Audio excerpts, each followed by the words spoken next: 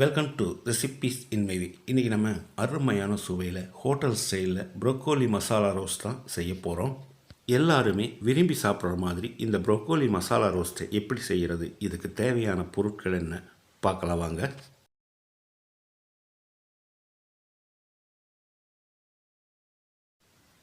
நூற்றி 50 கிராம் அளவுக்கு ப்ரொக்கோலியை சின்ன சின்ன துண்டுகளாக நறுக்கி ஒரு பாத்திரத்தில் போட்டுக்கலாம்.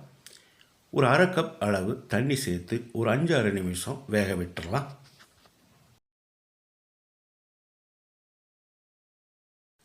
அஞ்சு நிமிஷம் வேக விட்டுருந்தோம். கிட்டத்தட்ட மசிகிற அளவுக்கு இந்த ப்ரொக்கோலி வெந்திருக்கு. ஸ்டவ் ஆஃப் பண்ணிவிட்டு இதை எடுத்து வச்சிடலாம். வாணலியில் 1.5 டேபிள் ஸ்பூன் எண்ணெய் ஊற்றிக்கலாம். ஒரு சின்ன துண்டு பட்டை, 2 கிராம்பு, ஒரு ஏலக்காய், அரை டீஸ்பூன் சீரகம், அரை டீஸ்பூன் சோம்பு, ஒரு பெரிய வெங்காயம் நீல வாக்கில் நறுக்கினது,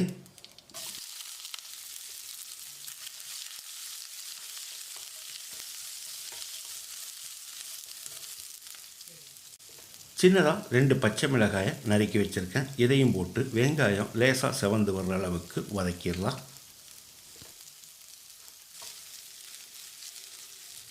வெங்காயம் இந்த அளவுக்கு வதங்கினது போதும். மீடியம் சைஸில் 2 தக்காளியை நறுக்கி வச்சுருக்கேன். இதையும் போட்டு 1 நிமிஷம் வதக்கிடலாம்.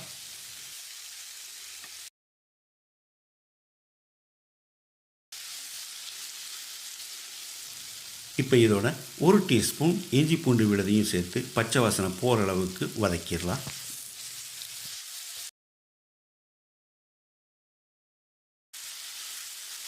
இஞ்சி பூண்டு விழுது பச்சை வாசனை போன பிறகு 1/4 டீஸ்பூன் மஞ்சள் தூள், 1 டீஸ்பூன் மிளகாய்த்தூள், அரை டீஸ்பூன் மல்லித்தூள், அரை டீஸ்பூன் கரம் மசாலா, ஒரு 10 செகண்ட் இதை பெரட்டி விட்டுடலாம்.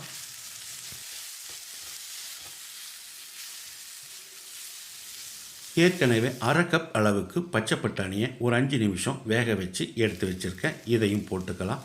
இது ஆப்ஷனல் தான்.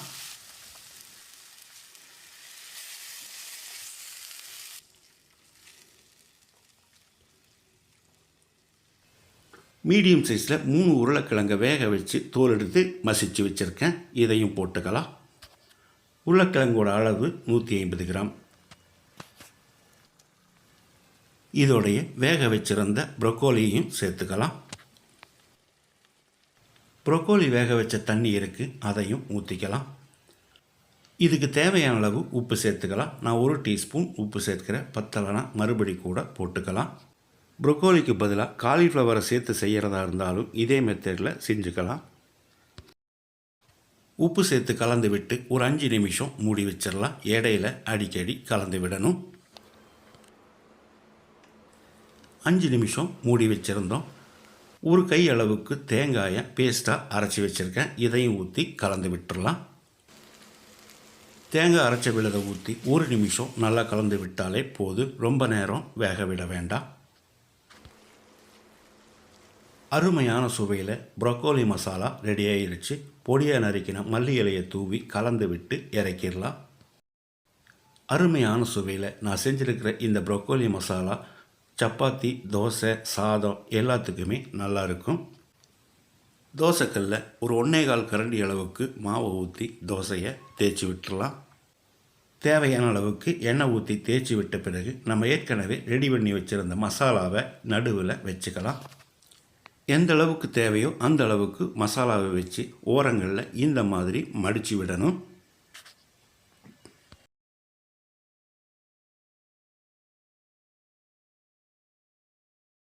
இந்த மாதிரி மடித்து விட்ட பிறகு 1 நிமிஷம் வேகட்டும். அதுக்கு பிறகு திருப்பி போட்டுக்கலாம்.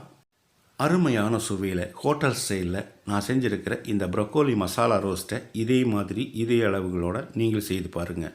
இந்த வீடியோ பிடிச்சிருந்தா லைக் பண்ணுங்கள், கமெண்ட் பண்ணுங்கள், ஷேர் பண்ணுங்கள்.